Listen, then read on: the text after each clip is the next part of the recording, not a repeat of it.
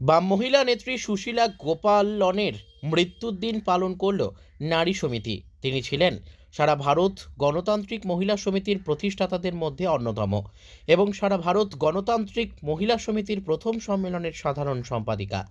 মঙ্গলবার সারা ভারত গণতান্ত্রিক নারী সমিতির উদ্যোগে সংগঠনের রাজ্য দপ্তরে পালন করা হয়।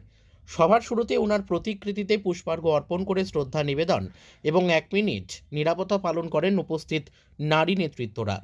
সভায় উপস্থিত ছিলেন নারী নেত্রী রমা দাস, কৃষ্ণ রক্ষিত, ছায়া বল সহ অন্যান্য নেতৃত্বরা। প্রয়াত সুশীলা গোপালনের মৃত্যুদিন।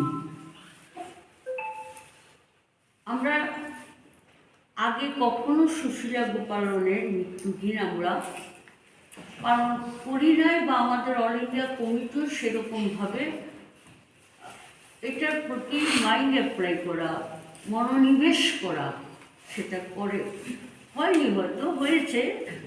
কেন্দ্রীয় কমিটির উদ্যোগে প্রতি বৎসরই হয়, আমাদের সংগঠনের সর্বভারতীয় কমিটির উদ্যোগে প্রতি বৎসরেই সুশীলা গোপালন, বিমলা রণজিদে, কনক মুখার্জি, মঞ্জুরি গুপ্ত এদের হয়।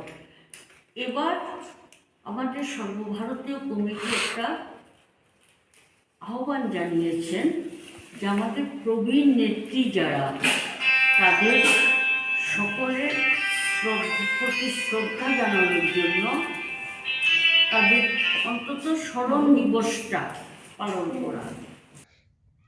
Bureau report, news daily Bharat.